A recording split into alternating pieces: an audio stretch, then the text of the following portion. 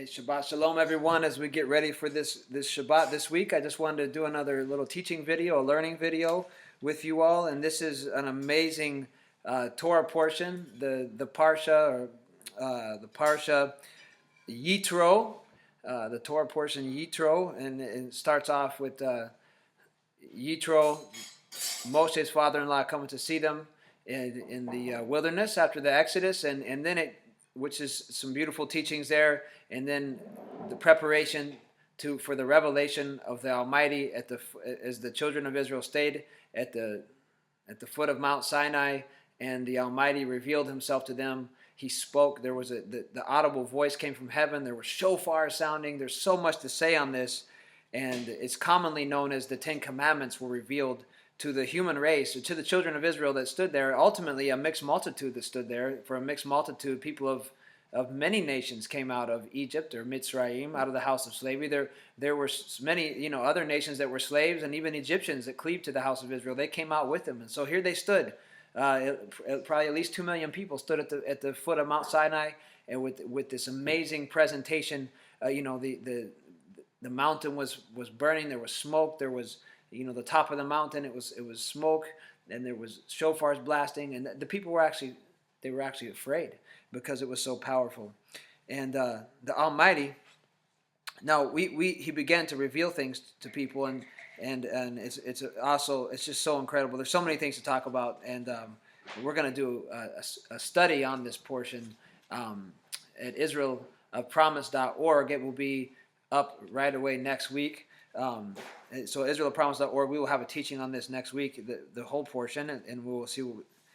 We'll go into a lot of it. But today, as we enter the Shabbat, I want to talk about two things. One thing is that recently we did the Divine Name Study Revealed, and it's gotten a great response from people all over the world. There's been people from Brazil, Africa, and various other places in the United States, even Israel, gotten some response. So, but just really bringing out something here is that last week we talked about the short form, the poetic short form Yah being revealed in last week's Torah portion. Well, they were brought out of Egypt, and the Almighty has made His name known. He made His name known to Moshe at Mount Sinai, and then He spoke to them that His name, and He basically with His promise to do these things to bring them out of slavery, to redeem them, with the outstretched arm and great judgments. And then He brings the whole nation to Mount Sinai, and the first words out of His mouth, He declares His name. And people are arguing all over the world about His name, how to say His name, or not to say it. Jewish tradition is not to say it, but that Jewish tradition it goes back less than 2,000 years, because the original Jewish tradition is that we should say it, because the real tradition came from the prophets. This is the prophets and this is here, and He spoke His name, and there's a lot to go into on this.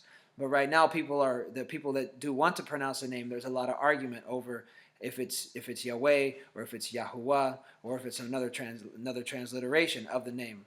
And that just now we found it's amazing. It's been revealed that the name, the vowel points are there in the Masoretic text, in the Aleppo Codex, Leningrad Codex, and other manuscripts also, and that this name was never actually lost, and the true pronunciation is able to be discerned based on the Scriptures, not on someone's theory, but based on the Scriptures.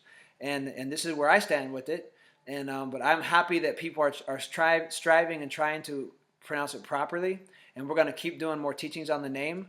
But right here it's so beautiful, and so I'm going to read to you the first 3 words that the Most High spoke to the children of Israel. It says, Anochi Yehovah Elohecha. Anochi, I am, Yehovah Elohecha, your mighty one. He is the one, it says, who took you out of the land of Egypt, or Mitzrayim, from the house of slavery, or bondage, or servitude.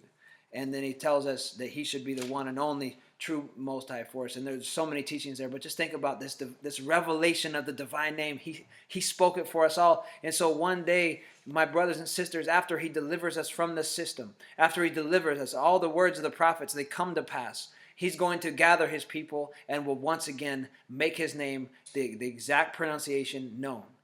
And so right now we should do our best to learn it to the best of our ability, and to know that one day it will